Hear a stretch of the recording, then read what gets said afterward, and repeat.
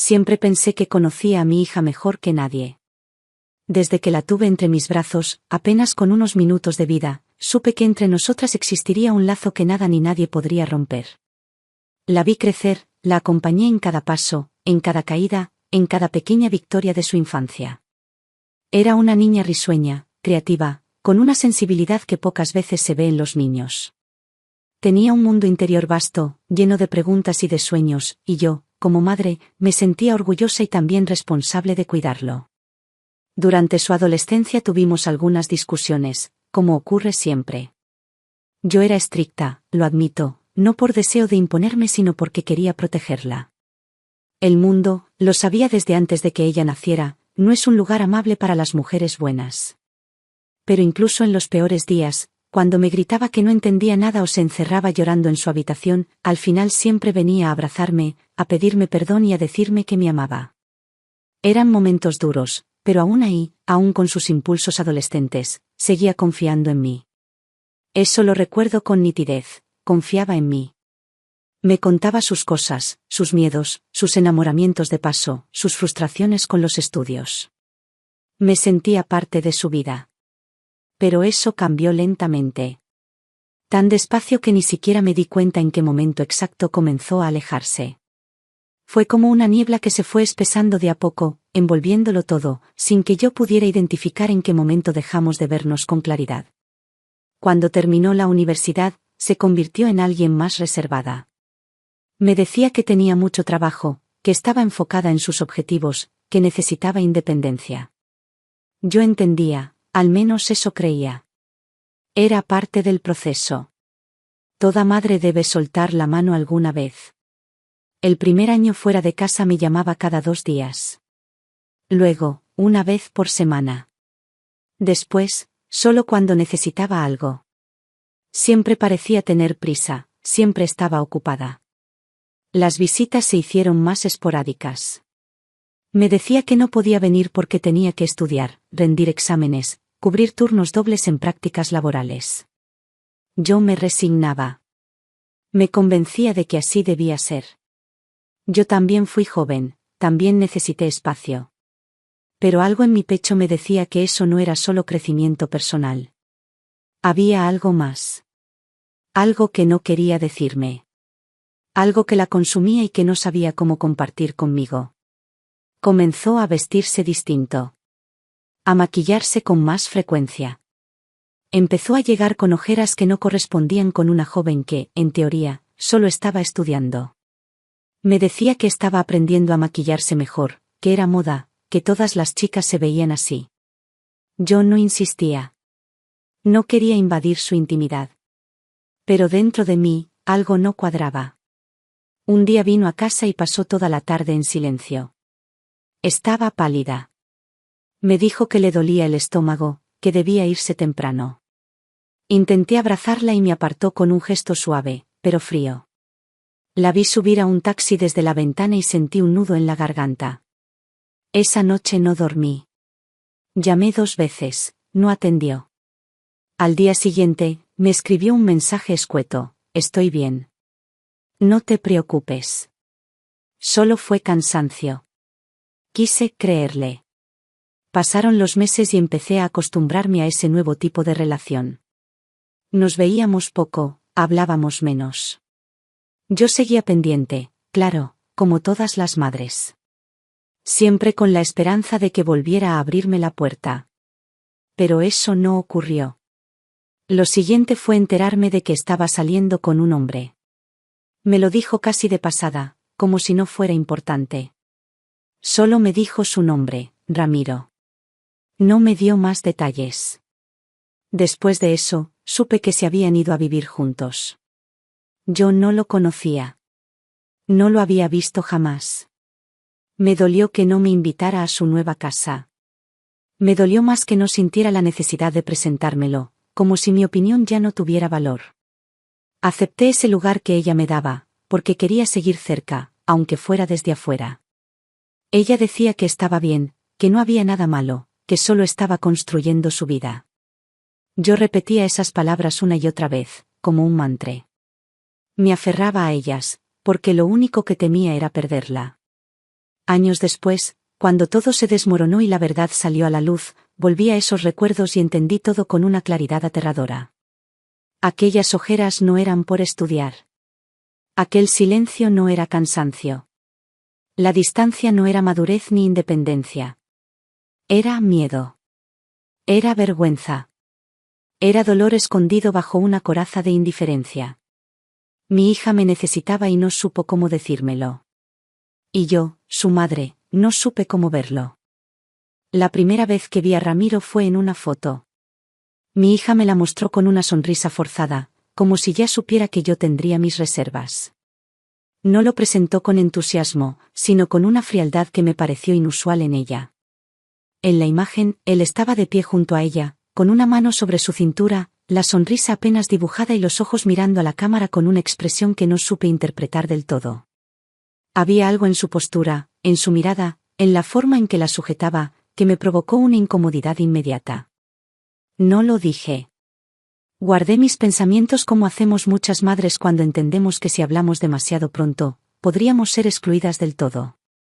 Le pregunté cómo se habían conocido, y me respondió con pocas palabras, sin entusiasmo, como si le costara mucho compartir algo que se suponía debía hacerla feliz. Dijo que trabajaban en la misma empresa, que coincidieron en un proyecto y que desde entonces comenzaron a salir. No sonaba enamorada. Sonaba resignada. O quizás ya agotada. Pero en ese momento no quise ver la grieta. Quise creer en su versión. Tal vez era solo una mala semana, un mal día. Me aferré a eso. Cuando finalmente lo conocí en persona, fue durante una cena en mi casa. Ella insistió en que fuera algo breve, informal. Lo trajo sin mucha ceremonia.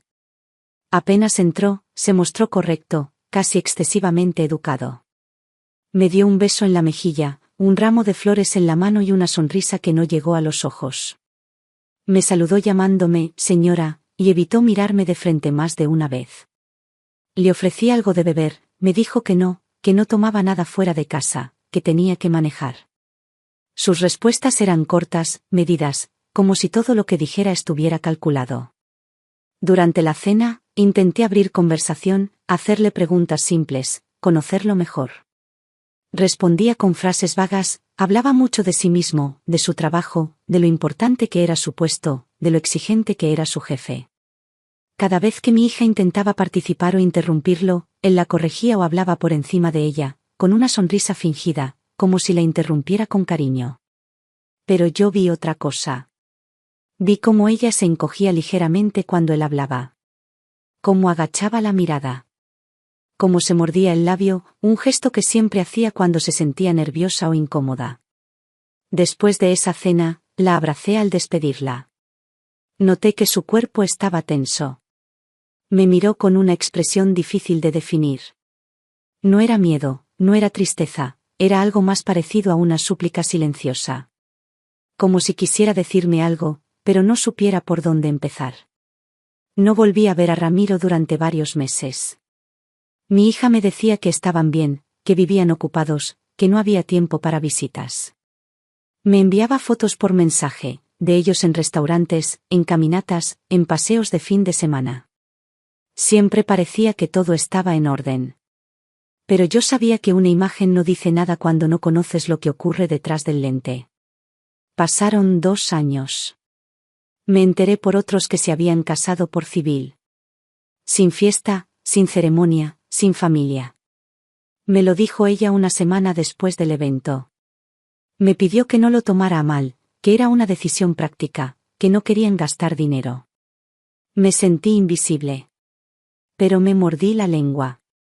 No quería alejarla más de lo que ya estaba. Con el tiempo, fui notando pequeños cambios. Empezó a hablar más despacio, a pensar antes de decir algo, como si temiera equivocarse. Ya no usaba ropa colorida. Todo era gris, negro, beige. Sus ojos no brillaban como antes. No hablaba de proyectos personales.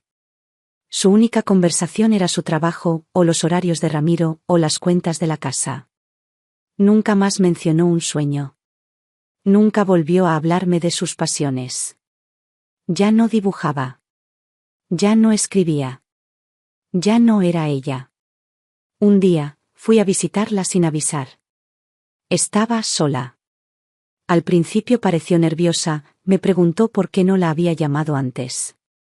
Le dije que solo quería verla, que tenía ganas de compartir un rato con ella. La casa estaba impecable, pero sin vida. Había silencio, incluso con la televisión encendida. Me ofreció café. Nos sentamos en la cocina. Tenía las manos frías. Se sentó con la espalda recta, como si esperara una evaluación. Intenté tocarle la mano, y la retiró rápidamente, disculpándose, diciendo que tenía crema. Le pregunté si estaba bien. Me dijo que sí. Pero mentía. Lo vi en sus ojos. Ramiro llegó media hora después. Entró sin saludarme. Le lanzó una mirada a mi hija y se encerró en el baño. Al salir, se quedó de pie en la sala, mirando su teléfono, ignorándome por completo. Mi hija me miró, me pidió con los ojos que no dijera nada. Y no lo hice. Me fui al poco rato. Cuando la abracé, su cuerpo estaba más rígido que nunca. Esa noche lloré en mi casa. Lloré sin hacer ruido. No por lo que él era, sino por lo que ella se estaba convirtiendo al lado de él. Fue en una mañana fría, a principios de otoño, cuando mi hija me llamó llorando. Hacía mucho que no lo hacía. La escuché decir mi nombre en un tono que no usaba desde niña, con esa mezcla de miedo y necesidad que atravesaba cualquier palabra. No pregunté nada. Solo le dije que viniera. En menos de una hora estaba en casa. Tenía los ojos hinchados, la piel sin color, los labios partidos. Llevaba una bufanda oscura que le cubría casi todo el cuello y el cabello atado de forma descuidada, como si no hubiera dormido en toda la noche. No dijo nada al entrar. Se quitó el abrigo, lo dejó en el respaldo del sofá y se quedó de pie en medio del living. Yo la observaba desde la cocina, con el corazón encogido. Le ofrecí té caliente, como siempre hacía, y asentí sin palabras cuando lo aceptó. Me senté frente a ella con la taza en las manos y esperé. No quise presionarla. Sabía que lo diría cuando pudiera. Después de unos minutos en silencio, levantó la vista y supe que había llegado el momento. Con voz baja, casi rota, me dijo que Ramiro la había engañado. Que lo había descubierto hacía 2 semanas, pero que no sabía cómo reaccionar. Me contó que lo encontró por accidente, revisando unos correos. Que no fue una conversación, ni una confesión, ni un error admitido. Fue algo que él había hecho con total frialdad, como si nada. Me explicó que, al confrontarlo, él se mostró molesto, no por la traición, sino por haber sido descubierto. Le gritó que estaba exagerando, que todos los hombres cometían errores, que no era para tanto, que debía ser más madura. Que si lo amaba, debía entenderlo. Que nadie perfecto existía, que ella también tenía cosas por las que pedir perdón. Ella le preguntó qué quería decir, pero él no respondió. Solo la miró con una sonrisa torcida, esa misma sonrisa que yo vi la primera vez que lo conocí. Mientras me contaba, su voz temblaba, pero no lloraba. Había algo más allá de la tristeza. Era como si se hubiera apagado algo dentro de ella. Me dijo que había pensado en dejarlo, que hizo las maletas 2 veces, pero que al final se quedó. Que no tenía fuerzas, que no quería enfrentar el juicio de los demás, que no soportaba la idea de admitir que su matrimonio era un error. Me confesó que sentía vergüenza. No por él. Por ella misma. Por no haber visto antes lo que era. Por haberse enamorado de un hombre que solo sabía hacerla sentir pequeña. Escuché todo sin interrumpirla. Quise abrazarla, pero no lo hice. Sabía que en ese momento no necesitaba compasión. Necesitaba respeto. Necesitaba ser escuchada sin lástima. Me limité a estar ahí. A ser una presencia firme, silenciosa. Cuando terminó, respiró hondo y me dijo que había decidido perdonarlo. Que no quería seguir arrastrando odio. Que necesitaba creer que las personas podían cambiar. No dije lo que pensaba. No le dije que eso no era amor, que el amor no se construía sobre el miedo ni la culpa. No le dije que él no cambiaría. Que si lo hizo una vez sin remordimiento, lo haría otra vez. Me tragué cada palabra porque vi en su rostro la esperanza. Una esperanza frágil, temblorosa, que aún se aferraba a la idea de que él podía ser distinto. Que todo podía arreglarse si ella solo era más paciente, más comprensiva, más fuerte. Antes de irse, me miró con una mezcla de alivio y duda. Me pidió que no lo odiara. Que era su decisión. Que necesitaba que la respetara. Le dije que siempre la respetaría. Que siempre estaría ahí. La abracé fuerte, más fuerte que nunca, y por un segundo sentí que la recuperaba. Que debajo de todo ese dolor seguía siendo mi hija. La vi marcharse con la cabeza en alto, pero los hombros caídos. Me quedé parada en la puerta, mirando cómo se alejaba con paso lento. Sabía que esa decisión no sería el final del dolor, sino apenas el comienzo. Pero no podía detenerla. Tenía que vivirlo. Tenía que llegar sola a la verdad. A veces, las heridas más profundas no se curan con advertencias ni consejos. Solo se curan cuando la persona está lista para dejar de sangrar. Esa noche me senté en el sillón y cerré los ojos. Repasé cada palabra que me había dicho, cada gesto, cada silencio. Empecé a recordar cosas, señales, detalles. Y comprendí que Ramiro no era solo un hombre infiel. Era un manipulador. Y mi hija estaba atrapada, creyendo que el problema era ella. Después de aquella conversación, no volví a ver a mi hija en varias semanas. Me escribió un par de veces, mensajes breves, sin emoción, solo para decirme que estaba bien, que estaba trabajando mucho, que no me preocupara. Su silencio, esa frialdad de su tono, me decía todo lo contrario. Empecé a entender que había elegido refugiarse, cerrarse, como si hablar conmigo fuera un recordatorio de que algo en su vida no estaba funcionando. Yo representaba la verdad, la posibilidad de enfrentar lo que intentaba esconderse a sí misma. Lo supe porque en el pasado, cuando era niña y se equivocaba, también solía evitarme. No porque no confiara en mí, sino porque sentía culpa. Y ahora la culpa la tenía atrapada, sosteniendo una mentira que no podía abandonar sin romper con todo. Pasaron los meses. En casa todo seguía igual, pero en mi interior las cosas no dejaban de moverse. Empecé a notar cambios en mi salud, dolores de cabeza constantes, insomnio, pérdida de apetito. No era físico, lo sabía. Era el peso emocional de ver a mi hija apagarse lentamente y no poder hacer nada. La impotencia te consume por dentro, te oxida el alma. Cada vez que pensaba en ella, sentía una punzada en el pecho. Algo me decía que las cosas no estaban mejorando. Al contrario, algo mucho más profundo y peligroso se estaba gestando. Un domingo por la mañana me llamó. Su voz estaba tranquila, más serena que antes. Me preguntó si podía venir a almorzar. Le dije que sí, por supuesto, que la esperaba con lo que más le gustaba. Cuando llegó, traía una bolsa con pan fresco, algunos dulces y una botella de jugo. Me sonrió al entrar, y por un momento, vi a la niña que crié. La abracé como si hubiese estado ausente por años.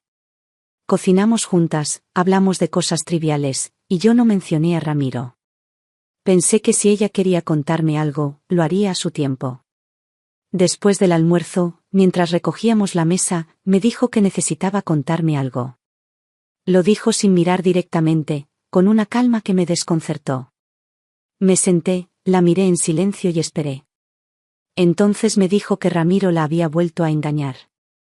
No lo dijo con rabia ni con tristeza. Lo dijo como si estuviera narrando una anécdota sin importancia. Como si ya no tuviera lágrimas para llorar. Me contó que esta vez no fue un mensaje oculto ni una conversación accidental. Esta vez fue una confesión. Ramiro se lo dijo en la cara, sin remordimiento, como si fuera lo más normal del mundo. Dijo que había sido con una compañera de trabajo, que solo ocurrió una vez, que no tenía sentido exagerar. Que ella debía entenderlo, que no podía exigir fidelidad absoluta si no estaba dispuesta a darlo todo también. Mi hija lo escuchó sin moverse. No gritó, no reaccionó. Me dijo que en ese momento algo dentro de ella se rompió, pero al mismo tiempo se endureció. Me confesó que, por un instante, pensó en marcharse. Que empezó a empacar de nuevo. Pero al llegar al armario, vio su ropa mezclada con la de él, sus libros, sus fotos, todo lo que habían construido, y se paralizó. No fue una decisión. Fue una parálisis. Me dijo que sintió que ya no tenía fuerzas. Que el solo hecho de pensar en empezar de nuevo la hacía sentir vacía. Le pregunté si había vuelto con él.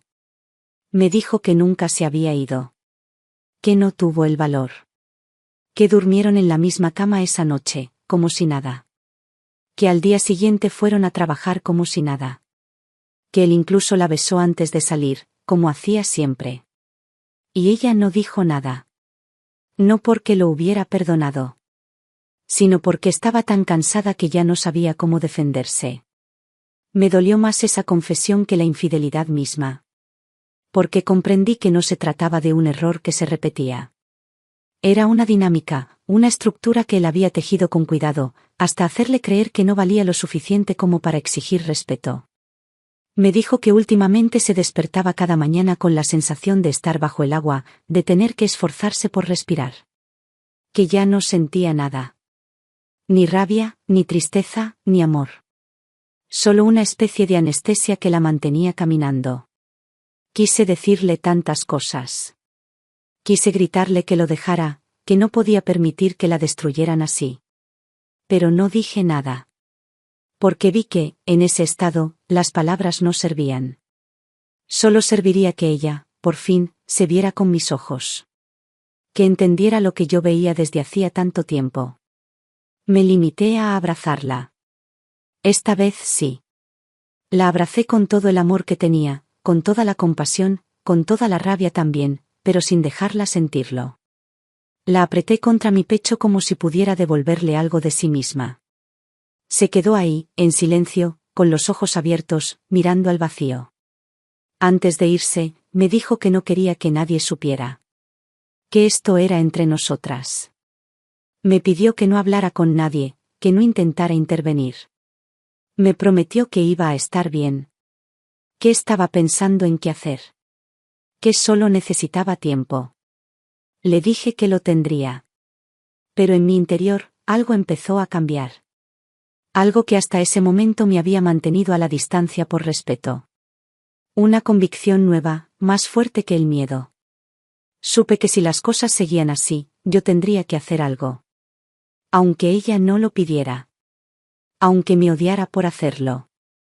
Porque la vi irse por segunda vez con los hombros más caídos que nunca, con la espalda vencida, con la mirada perdida. Y supe que si volvía a perdonarlo una vez más, sería porque ya no creía que merecía algo mejor. Y eso, para mí, era inaceptable. Fue un martes por la tarde cuando todo cambió. Yo estaba en la cocina, cortando zanahorias para una sopa que había empezado a preparar sin mucho ánimo. Había dormido mal la noche anterior. Había soñado con mi hija, una imagen que me perseguía con frecuencia, la veía niña otra vez, de pie junto a una puerta cerrada, golpeando con los puños, pidiendo que la dejaran entrar. Yo la llamaba, pero no me oía. Esa sensación de no poder alcanzarla me acompañó durante el desayuno, durante el almuerzo, y seguía en mí cuando puse el agua a hervir. Mi celular sonó. Era ella. Vi su nombre en la pantalla y lo respondí de inmediato. No, saludó. Solo escuché un ruido de fondo, pasos, puertas que se cerraban. Pensé que tal vez me había llamado por error, o que estaba por hablar. Pero no dijo nada. Iba a colgar cuando, de pronto, comenzó a escucharse su voz. No me hablaba a mí. Estaba hablando con alguien más. Su tono era alterado. Reconocí su voz, nerviosa, tensa, con ese hilo de angustia que ya me era familiar. Luego escuché a Ramiro. Gritaba.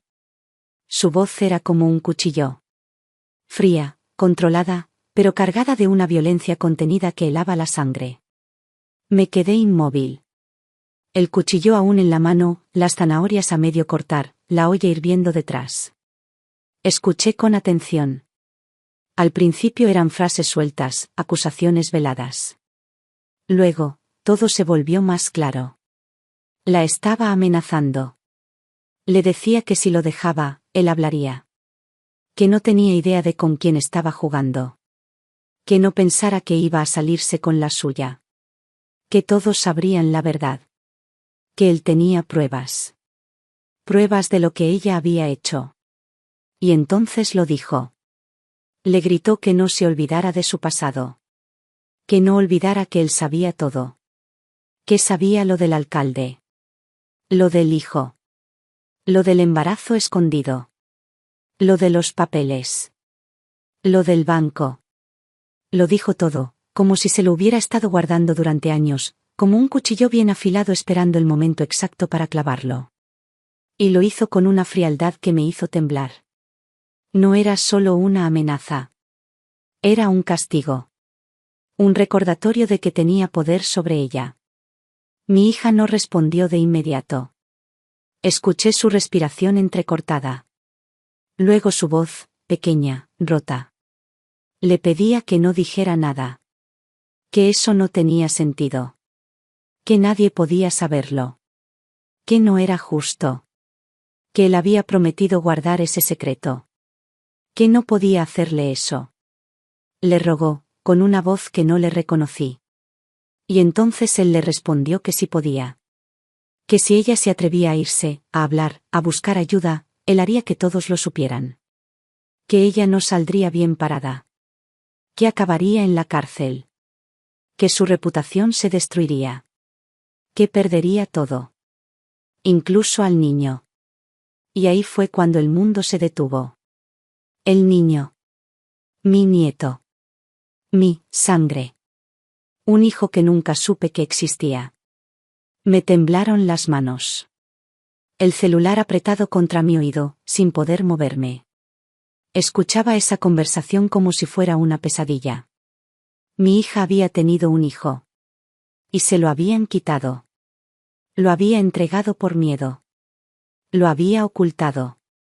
Y todo eso, todo ese secreto que durante años la había consumido por dentro, ahora era usado como arma por un hombre que decía amarla. No supe cuánto tiempo más duró la llamada. En algún momento se cortó. Me quedé sentada en la silla de la cocina, sin moverme. Sentía el pecho vacío. Las piernas dormidas. El agua de la olla se había evaporado. La sopa se había quemado. Y yo seguía ahí, atrapada en esa revelación como si el mundo entero se hubiese detenido. Las horas siguientes fueron lentas, pesadas, como si caminara bajo el agua. Me repetía las palabras que había escuchado. Una por una. La amenaza. El miedo. El nombre del alcalde. La existencia de un niño. Y lo entendí todo. Recordé aquellos meses, hacía años, en los que mi hija desapareció casi por completo. Decía que estudiaba demasiado, que no podía venir. Se comunicaba poco. Estaba tensa. Agotada. Yo pensé que era solo estrés. Ahora sabía la verdad. Mi hija, con apenas 22 años, había quedado embarazada del alcalde. No fue un amor juvenil ni un error pasajero. Fue una relación desigual, marcada por el poder, por la presión, por el miedo. Había quedado embarazada y había ocultado todo. Había tenido a ese bebé lejos de mí, sin decírmelo, sin contar con mi apoyo. Y luego, amenazada, chantajeada, presionada, había entregado al niño. Él se lo había llevado. El alcalde. A cambio de su silencio, a cambio de que no arruinara su vida, su carrera, su futuro. Y todo eso ella lo había vivido sola. Y Ramiro lo sabía. Lo había sabido todo ese tiempo. Y había guardado esa información como un veneno, como una carta mortal que podía usar cuando ella ya no pudiera más. No la había apoyado. No la había amado. La había esperado. Esperado para recordarle que nunca sería libre. Mi hija vivía en una cárcel sin barrotes.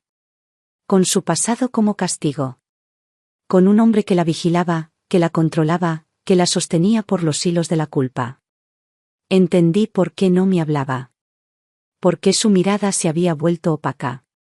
Por qué perdonó lo imperdonable. ¿Por qué prefería la humillación a la ruptura? Porque creía que si salía de ahí, lo perdería todo. Incluso a mí. Incluso a ese hijo que nunca me presentó. Esa noche no dormí. Me senté en la sala, con una libreta en las manos, anotando todo lo que recordaba. Cada detalle. Cada palabra. Cada silencio. Tomé una decisión. Ya no era cuestión de esperar a que ella reaccionara. Ya no podía quedarme al margen, respetando límites que solo estaban ahí para proteger el miedo. Iba a intervenir. Iba a hacerlo con todo. Aunque mi hija me odiara. Aunque no lo entendiera. Aunque al principio creyera que la estaba traicionando. Porque eso no era vida. No para ella. No para nadie. Y yo, como madre, no iba a quedarme sentada viendo cómo mi hija era destruida por dos hombres que solo sabían usar el poder para hacer daño.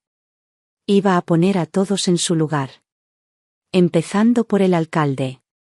Siguiendo por Ramiro. Iba a devolverle la vida a mi hija, aunque no me lo pidiera. Aunque no supiera que lo necesitaba. Esa noche, luego de escuchar la conversación, me senté con una libreta en blanco y un bolígrafo que no solté durante horas. Necesitaba entenderlo todo. No para juzgarla, no para hacerme la víctima, sino para no perderme en el caos de la rabia. Era mucho lo que debía asimilar. Mi hija había vivido una historia de horror, y lo más terrible era que lo había hecho sola, escondiéndolo incluso de mí, que desde que nació me había prometido protegerla de todo. Empecé a recordar aquellos años. Las fechas, los silencios, las ausencias. Recordé con claridad el año en que mi hija me dijo que no podía venir a casa durante un tiempo porque tenía que prepararse para un examen muy importante. Yo creí en su palabra. Siempre fue aplicada, responsable, meticulosa. Me pareció lógico. Había momentos en que llamaba, pero no siempre hablábamos con calma. Su voz sonaba apagada. Me decía que estaba estresada, que los horarios en el banco donde hacía sus prácticas eran abusivos, que no tenía tiempo ni para comer bien. Cada vez que le proponía visitarla, me decía que no, que era complicado, que tenía turnos cruzados, que era mejor más adelante. Y yo, tonta de mí, lo acepté. Pero ahora, en retrospectiva, entendía cada señal. Cada vez que evitó mirarme a los ojos, cada vez que cambió de tema, cada vez que me esquivó físicamente. Era como si su cuerpo quisiera hablar por ella, pero su boca estuviera sellada. Y el motivo era más grande de lo que yo podría haber imaginado. Supe, sin necesidad de confirmación directa, que el romance con el alcalde fue un error disfrazado de oportunidad. En ese entonces él era ya un hombre de poder, influyente, siempre rodeado de rumores, pero con una imagen impecable frente al público. Recuerdo que mi hija me había contado, sin darle mucha importancia, que él había ido varias veces al banco donde ella trabajaba como asistente. Que era amable, que saludaba a todos, que la trataba con cortesía. No sospeché nada en ese momento. Pero ahora sé que fue ahí donde comenzó todo. La seducción fue sutil. Palabras de admiración, elogios a su inteligencia, invitaciones a almuerzos de trabajo. Ella, con apenas 22 años, creyó que alguien importante veía en ella algo más que una estudiante aplicada. Y eso, para una joven insegura, sola en otra ciudad, sin nadie cerca, puede parecer una validación. Pero lo que parecía interés era en realidad una estrategia. El poder no siempre grita, a veces susurra. Y ese hombre sabía perfectamente cómo hacerla sentir especial sin que se diera cuenta de que estaba siendo arrastrada a algo de lo que no podría escapar. Cuando se dio cuenta, ya estaba dentro. Ya no podía hablar. Ya era demasiado tarde. Quedó embarazada y, por primera vez en su vida, se sintió completamente perdida. Lo ocultó de todos. De mí. De sus amigas. De su entorno. Me decía que no podía venir por los estudios, pero en realidad se encerraba en una pensión que apenas podía pagar. Iba a sus controles sola. Lloraba sola. Soñaba sola. Y todo eso mientras trataba de mantener una vida normal, de fingir que todo estaba en orden. Cuando dio a luz, no me avisó. No me llamó. Nadie lo hizo. Me pregunto cuántas noches habré dormido tranquila mientras mi hija atravesaba ese abismo sola, mientras daba a luz a mi nieto en un hospital desconocido, sin una mano que la sostuviera. Y lo más duro de todo fue saber lo que vino después. El alcalde apareció con una oferta disfrazada de amenaza. Le dijo que si no le entregaba al niño, se encargaría de destruirla. Le dijo que tenía contactos, que haría desaparecer todos los registros, que manipularía los documentos para demostrar que ella había robado del banco donde trabajaba. Que tenía facturas alteradas, registros falsos, y que haría lo necesario para hacerla ver como culpable de un fraude. Que nadie le creería. Que ella era joven, sin recursos. Que él, en cambio, tenía abogados, jueces, funcionarios. Que su palabra valía más que la de ella. Y mi hija, con un bebé en brazos, sin nadie que la protegiera, firmó lo que le pusieron delante. Cedió. No porque no lo amara, sino porque estaba aterrada. El miedo no la dejó pensar. No sabía cómo enfrentarlo. No sabía cómo enfrentarme a mí. Pensó que si me decía la verdad, me decepcionaría. Pensó que yo le daría la espalda, como se la habían dado todos. No sabía que yo, su madre, habría movido cielo y tierra por ella, sin importar lo que hubiera hecho o con quién. Después de entregar al bebé, cayó en una especie de automatismo. Regresó a la vida como si nada hubiera pasado. Se lanzó al trabajo. No habló del tema. No escribió nada. No dejó rastros. Solo sobrevivía. Hasta que apareció Ramiro. Él llegó como una promesa de normalidad. Como un hombre que decía quererla, sin saber que estaba hecha pedazos. Al principio, quizás creyó en él. Quizás quiso convencerse de que podía construir algo nuevo. Pero no tardó en darse cuenta de que él también tenía un rostro oculto. Él también traía consigo la sombra del poder. No era como el alcalde, pero era manipulador. Detectó su debilidad. Intuyó que había algo escondido. Y la esperó. No la cuidó. No la sanó. La esperó. Porque los hombres como él no quieren compañeras. Quieren trofeos heridos, personas que se aferren a ellos por miedo a hundirse solas. Con el tiempo, descubrió su secreto. Quizás por accidente, quizás por curiosidad, quizás ella se lo confesó en un momento de vulnerabilidad. Pero en lugar de protegerla, lo guardó como un arma. Y cada vez que ella se rebelaba, que pensaba en dejarlo, se lo recordaba. No directamente. A veces con frases sueltas. Otras veces con amenazas veladas. Pero ella lo entendía. Sabía que si hablaba, él hablaría más fuerte. Y esa fue su cárcel. Todo eso entendí esa noche.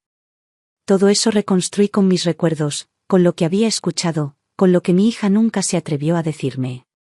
Y supe que ya no podía quedarme callada. Que el silencio había hecho demasiado daño. Que el miedo se había infiltrado en cada rincón de su vida, y si yo no actuaba, nadie más lo haría. Esa historia escondida tenía que terminar. Y sería yo quien la sacara a la luz. Durante días caminé como si el suelo fuera de papel. Cada paso que daba estaba cargado con la gravedad de lo que había descubierto. Mi hija no solo había sido víctima de un hombre poderoso, había sido víctima del abandono, del miedo, de una sociedad que protege al agresor cuando éste tiene dinero y apellido. Y lo había vivido en silencio. En completo aislamiento. Lo que más me dolía no era solo la historia, sino su soledad. Había llorado sin testigos, había parido sin abrazos, había entregado a su hijo sin una mano que le apretara la suya. Y todo eso mientras yo creía que estudiaba, que trabajaba, que crecía. Me tomó 2 días aceptar que no podía seguir fingiendo que no sabía. No podía hacerme la madre prudente, la madre respetuosa de límites que fueron levantados por la violencia. Ya no era cuestión de decisión personal. Era cuestión de justicia. De dignidad. De reparar algo que nunca debió romperse. Así que, una mañana, después de pasar la noche sin dormir, me senté en la mesa del comedor con una hoja en blanco y escribí. No sabía exactamente por dónde empezar. Pero la mano se movía sola. Escribí todo lo que sabía, todo lo que recordaba, todo lo que escuché en aquella llamada, lo que mi hija había vivido, lo que el alcalde había hecho. Y escribí como madre. No desde la rabia, sino desde el horror. Desde el deber. Desde ese lugar donde ya no importa quedar bien con nadie, solo importa salvar a quien amas. Escribí una carta al periódico más leído de la ciudad. No lo hice de forma anónima. Puse mi nombre, mi número, mi dirección. No porque quisiera fama ni atención, sino porque no pensaba esconderme. Porque ese hombre había vivido demasiado tiempo protegido por las sombras.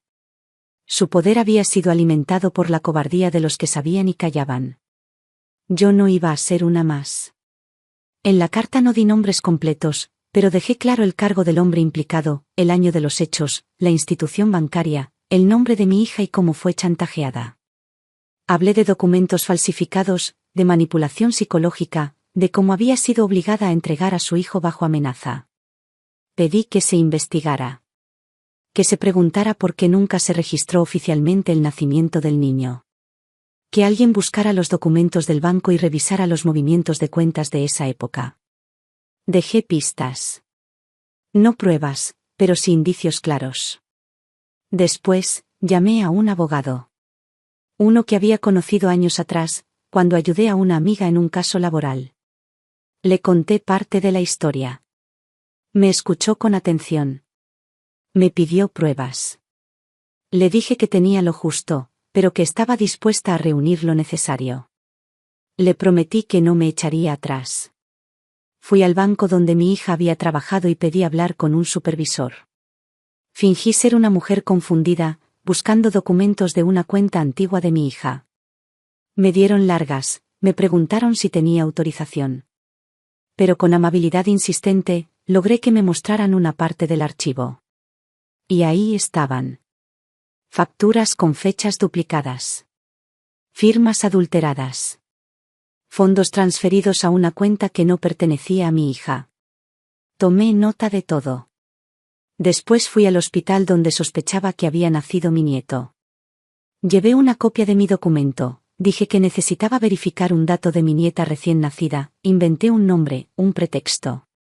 Nada funcionó. Pero tomé nota del personal, de los turnos, del archivo físico. Sabía que si encontraba a la enfermera correcta, alguien recordaría. No dormía. No comía.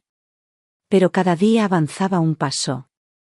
Con cada dato, cada nombre, cada papel suelto, armaba el rompecabezas. Sentía que el tiempo era mi enemigo. Que si no me movía rápido, el miedo volvería a encerrarlo todo. Pero algo dentro de mí me sostenía. Algo más fuerte que el cansancio. El amor. El deber. La sangre. Sabía que si ese niño existía, si mi nieto estaba en algún lugar, merecía saber la verdad. Y mi hija merecía tener su historia completa, no esa versión mutilada que le habían impuesto a la fuerza. Unos días después de enviar la carta, el periódico me llamó. Un periodista joven, pero agudo. Había leído mi denuncia. Me pidió una entrevista. Dudé, pero acepté.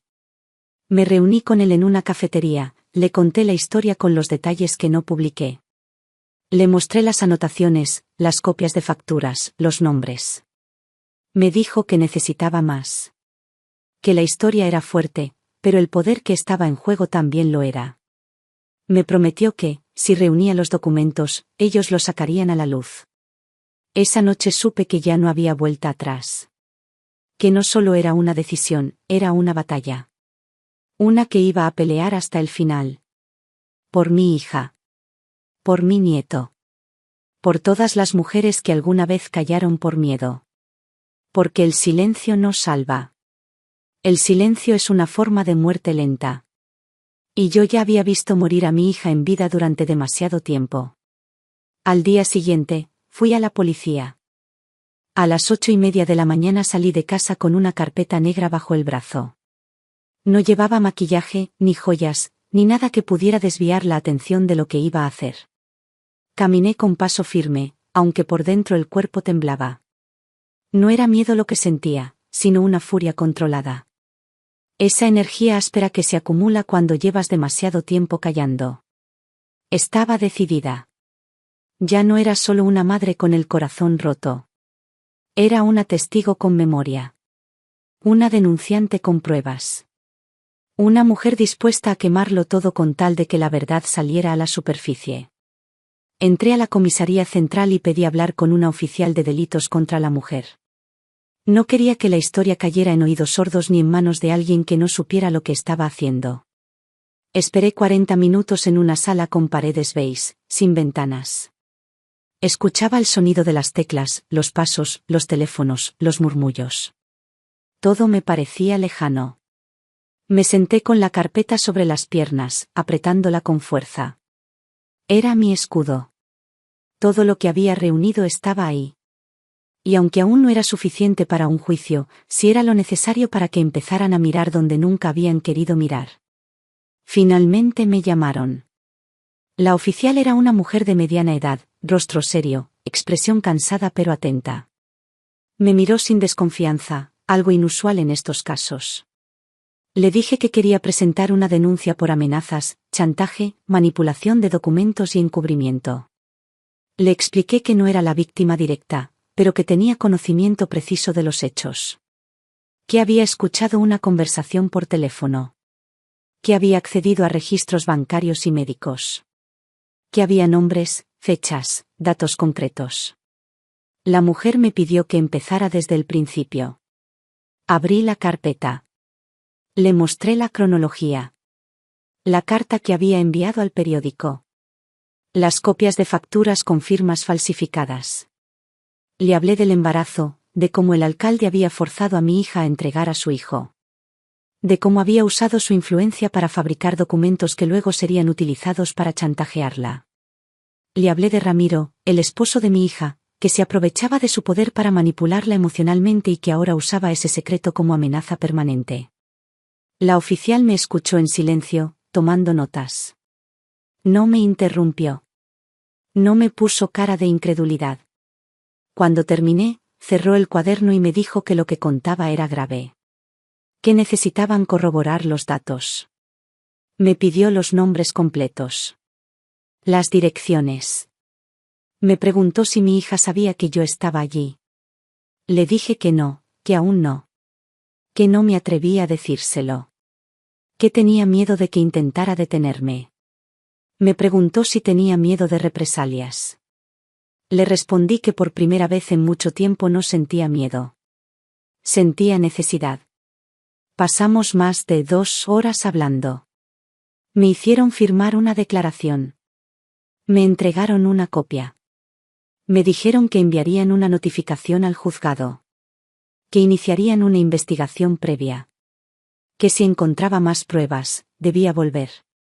Me aconsejaron mantenerme en silencio por ahora. Que no avisara a nadie. Que esperara a que ellos dieran el primer paso. Volví a casa con los pies adoloridos, pero con el alma un poco más ligera. La denuncia estaba hecha. Ya no era una amenaza. Era un proceso. Y aunque sabía que el camino sería largo, tal vez lleno de obstáculos, lo importante era que ya no estaba sola. El sistema, con todos sus defectos, por fin tenía los ojos puestos en el lugar correcto. Los días siguientes fueron de espera tensa. No dormía bien. Soñaba con puertas cerradas, con teléfonos que no dejaban de sonar, con bebés que lloraban detrás de muros que no podía derribar. Durante el día, revisaba correos, noticias, llamadas perdidas. Nada. El silencio era más pesado que antes, pero distinto. Ya no era el silencio de la resignación. Era el silencio del antes. Ese que antecede a la tormenta. Una tarde, recibí una llamada del abogado. Habían aceptado iniciar una investigación formal. Necesitaban que mi hija declarara. No podían avanzar sin su testimonio. Me dijo que lo mejor era que ella supiera todo antes de que llegara una citación oficial. Que debía contarle lo que había hecho. Que no podía protegerla sin su consentimiento. Cerré los ojos al escuchar eso. Sabía que ese momento llegaría. Sabía que enfrentaría su rabia, su incredulidad, su miedo. Pero no tenía opción. La verdad ya estaba en movimiento. No había forma de detenerla. Esa noche la llamé. Le pedí que viniera al día siguiente. No le di detalles. Solo le dije que era importante. Y que por favor no dijera que no. Colgué. Me senté en el sofá con las manos sobre las rodillas. Miré la carpeta cerrada frente a mí. Todo estaba allí. Su historia. La verdad. Y lo que estaba por venir. Iba a contárselo todo. Ella llegó puntualmente, como siempre. Entró sin saludar con palabras, pero con esa costumbre suya de dejar el bolso en la misma silla, quitarse el abrigo con movimientos suaves, y mirar alrededor buscando algo familiar. Yo ya tenía la mesa puesta con té caliente y unas galletas que solía gustarle de niña, como si ese gesto pudiera suavizar lo inevitable. Tenía el rostro sereno, pero sus ojos delataban el cansancio. Cansancio viejo, acumulado, ese que no viene del trabajo ni de las noches sin dormir, sino de los años de cargar una historia demasiado pesada para una sola persona. Nos sentamos una frente a la otra. Por un momento, no dije nada. La miré como si tratara de recordarla completa, como si tuviera que fijar cada trazo de su rostro antes de romper el mundo que había construido para sobrevivir. Me pidió con un susurro que no me demorara. Que le dijera por qué la había citado con tanta urgencia. Le dije que lo que tenía que contarle no era fácil. Que iba a enojarse, tal vez a odiarme por un tiempo. Pero que no podía guardármelo más. Que ya no se trataba solo de ella. Que había vidas en juego. Y que había empezado algo que ya no podía detenerse. Abrí la carpeta que tenía frente a mí. Saqué las hojas una por una. No empecé por los papeles. Empecé por la verdad. Le dije que sabía todo. Que había escuchado la llamada. Que había oído cómo Ramiro la amenazaba con contar su pasado. Que supe lo del alcalde. Lo del embarazo. Lo del bebé. Lo del chantaje. Lo de los documentos falsificados. Lo de las amenazas. Le dije que no lo había descubierto con intención de espiarla, que no fue un plan, que simplemente ocurrió. Y que desde ese día, no había podido dejar de actuar. Me miró sin entender. Al principio no dijo nada. Su rostro cambió lentamente. Primero desconcierto. Luego miedo. Luego, enojo. Me preguntó qué había hecho. Y entonces se lo conté todo. Le dije que había escrito al periódico. Que había ido al banco. Que había rastreado los documentos. Que había hablado con un abogado. Que había ido a la policía. Que había hecho la denuncia. Que había entregado nombres, fechas, detalles. Que había puesto en marcha una investigación. Que lo hice por ella. Por su hijo. Por su vida. Porque estaba cansada de verla morir en silencio mientras dos hombres se turnaban para tenerla de rehén. No hablaba. Solo respiraba fuerte. El rostro blanco, rígido. Me preguntó si estaba loca. Me preguntó si quería arruinarle la vida. Si no entendía lo que había hecho. Me levanté. No para alejarme, sino porque no podía seguir sentada viendo cómo mi hija, mi sangre, se desmoronaba con cada palabra. Le dije que no pensaba quedarme callada. Que si tenía que enfrentarme a ella, lo haría. Pero que no iba a permitir que el miedo dictara su vida ni un segundo más. Le conté todo lo que había reunido. Le mostré los papeles. Las copias. Las declaraciones. Le conté lo que había dicho la policía. Lo que planeaban hacer. Lo que se necesitaba de ella. Su testimonio. Su voz. Su historia, dicha con su boca, no con la mía. Entonces se levantó. Me miró a los ojos como pocas veces en la vida. No era odio lo que vi. Era traición. Se sintió traicionada. Me gritó que no tenía derecho. Que era su vida. Su secreto. Su dolor. Que lo único que había pedido siempre era que no interviniera. Me gritó que si ahora el mundo se enteraba de todo, iba a ser culpa mía. Que la iban a señalar. Que nadie iba a entender. Que no había marcha atrás. Lloró. No con esas lágrimas que caen despacio. Lloró como si todo el cuerpo se le partiera en dos. Gritó. Se tiró al suelo. Se agarró la cabeza con las manos. Me gritó que la había matado. Que la había traicionado más que nadie. Y yo solo la miraba. No lloraba. No respondía. Porque sabía que todo eso tenía que salir. Ese dolor. Esa furia. Esa culpa. Esa resistencia. Todo tenía que romperse para que algo nuevo pudiera nacer. Cuando se calmó, se quedó tirada en el suelo, respirando despacio. Me arrodillé a su lado. Le tomé la mano. No dije que lo sentía, porque no lo sentía. Le dije que la amaba. Que la amaba con todo. Que no pensaba pedir perdón por salvarla. Que la entendía. Que podía odiarme si quería. Pero que no iba a permitir que se destruyera a sí misma por una culpa que no le pertenecía. Nos quedamos así un buen rato. La tarde cayó y el silencio llenó la casa. No se fue. Se quedó a dormir. No hablamos más. Al día siguiente desayunamos en silencio.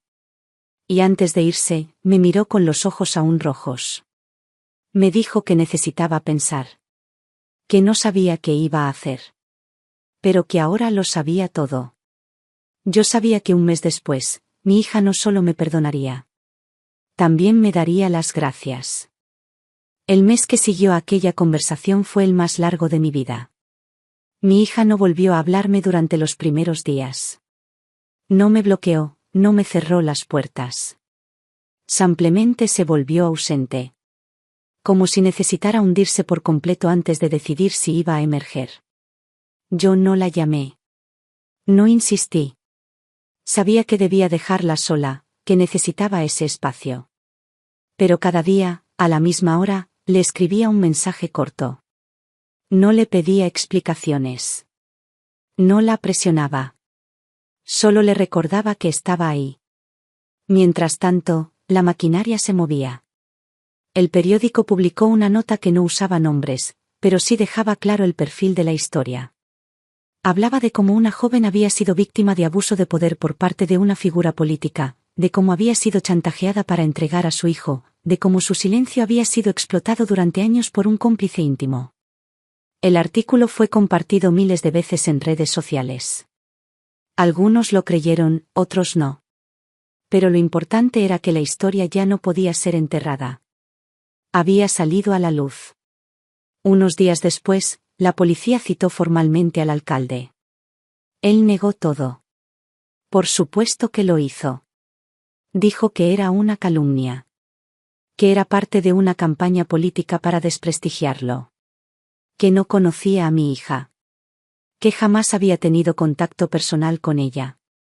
Pero no sabía que yo no había estado sola. El abogado que me acompañaba ya había presentado las inconsistencias en los registros bancarios. Las fechas coincidían. Los documentos firmados tenían anomalías evidentes. Y lo más importante, una enfermera retirada del hospital, que había visto el artículo en el periódico, se presentó voluntariamente y declaró haber estado en la sala de partos aquella noche, hacía años. Recordaba a mi hija. Recordaba su soledad. Recordaba que un hombre de traje había entrado sin autorización con documentos en mano, y que el bebé fue llevado a otra sala para ser entregado a alguien más. La fiscalía ya no podía ignorarlo. Abrieron una causa formal. Intervinieron cuentas. Citaron a antiguos empleados del banco. La historia ya no era solo una denuncia. Era un expediente. Y el expediente tenía peso. Mi hija, al enterarse de todo, me llamó. Lloraba. Esta vez no por rabia, sino por miedo. Me preguntó si era real. Le dije que sí. Que era real.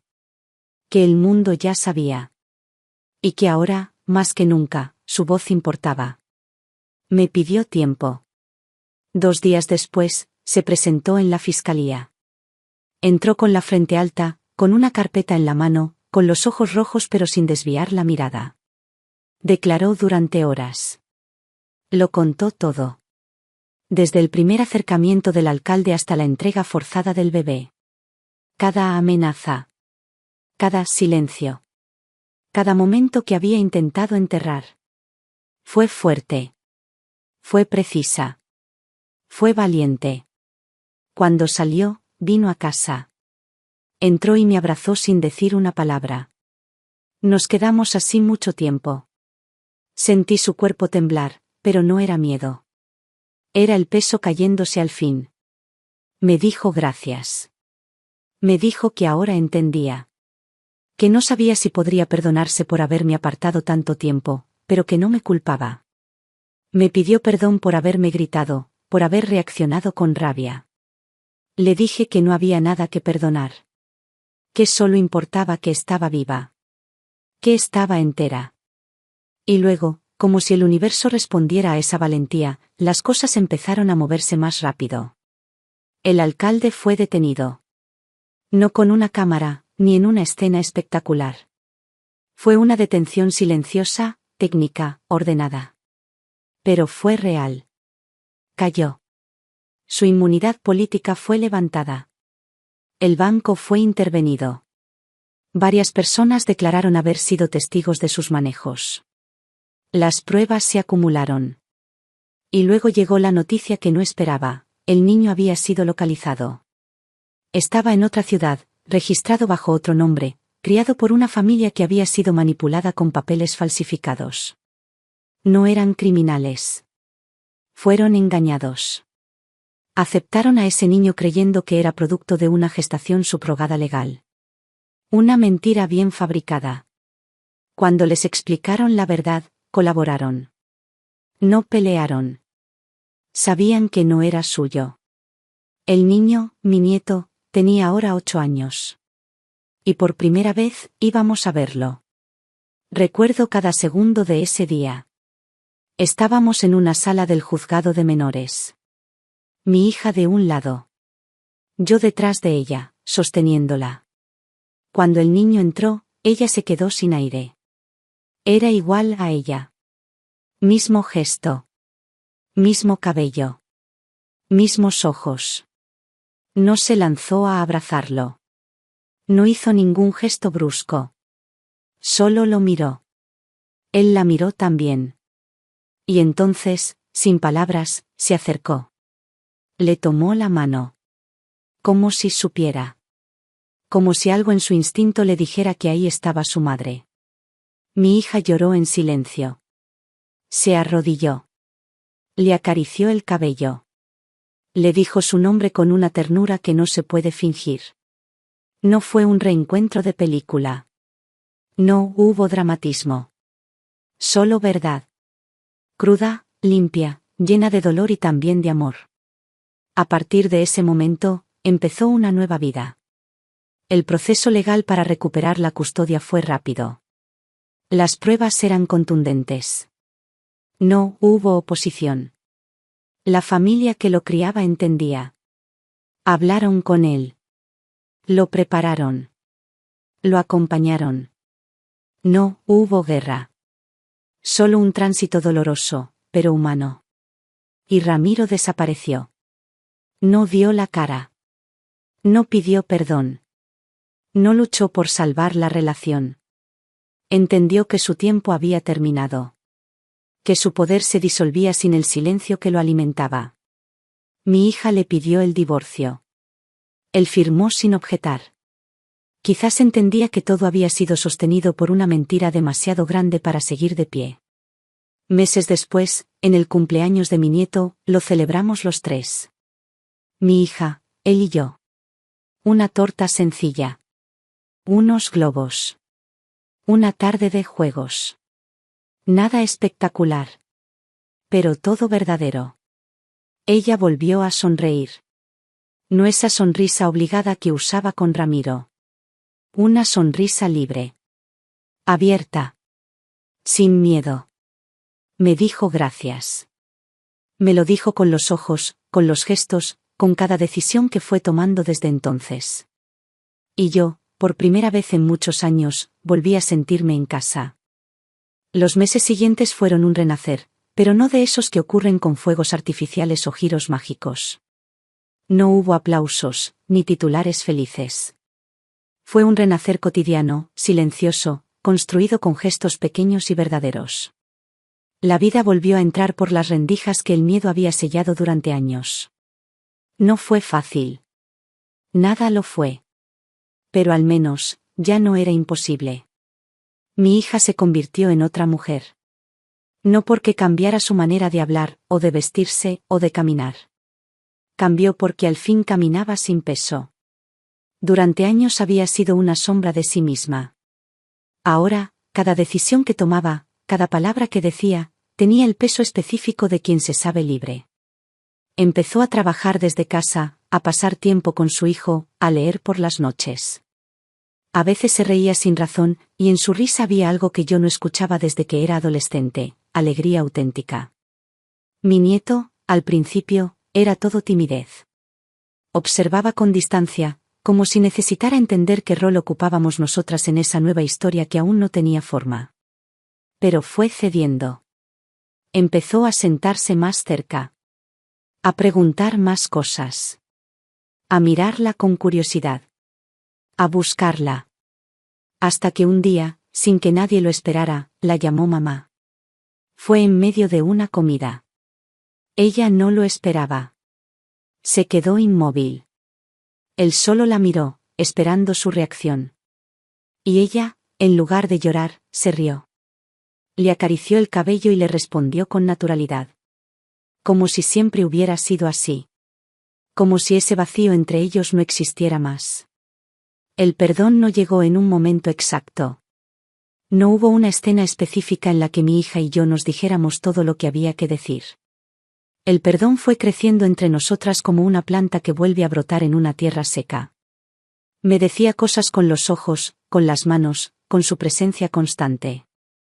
A veces me preparaba té sin que yo lo pidiera. O me ayudaba a ordenar cosas viejas sin que yo se lo sugiriera. Esos eran sus modos de decir lo siento. De decir gracias. De decir, aquí estoy. Y yo los recibía todos, sin pedir más. Volvimos a hablarnos como antes, pero también como nunca. Porque ahora sabíamos hasta dónde habíamos caído, y lo mucho que nos habíamos necesitado sin decirlo. Me confesó cosas con el tiempo.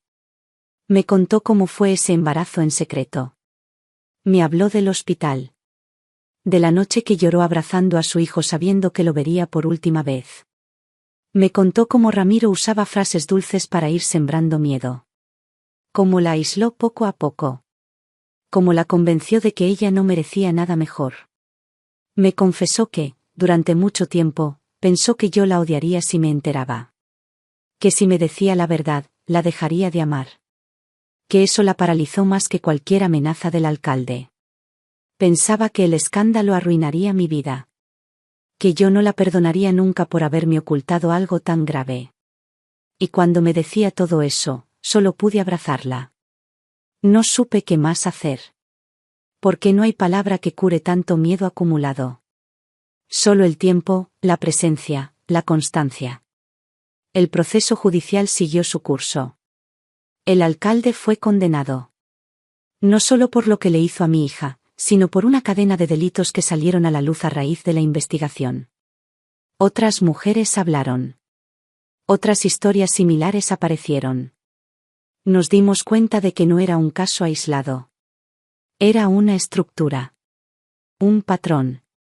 Un sistema que durante años había usado su poder para abusar, manipular, callar.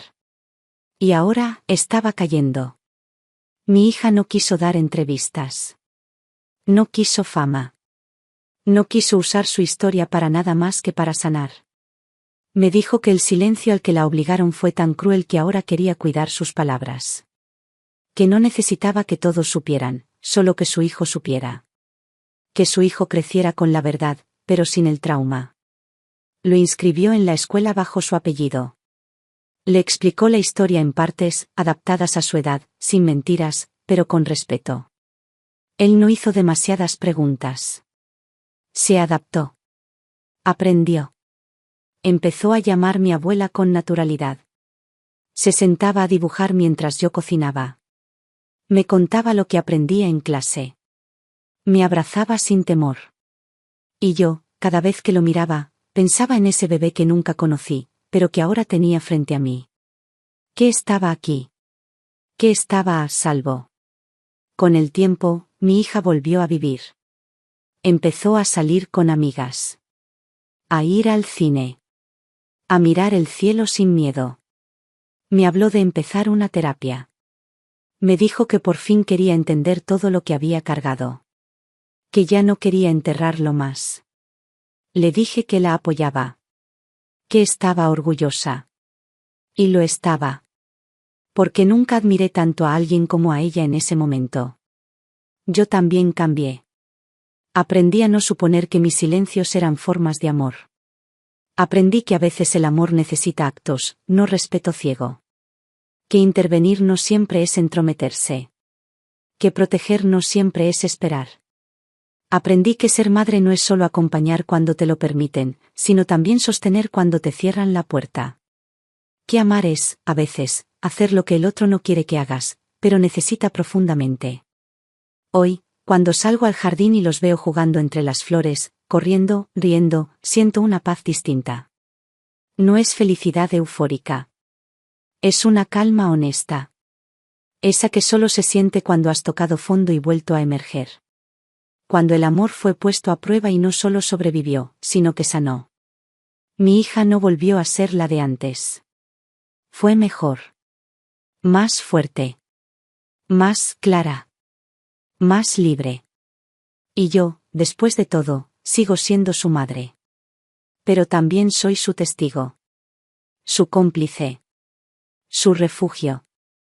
Y su nieto, ese niño que nos fue negado tantos años, es hoy el hilo que nos une con una fuerza que nadie más puede romper.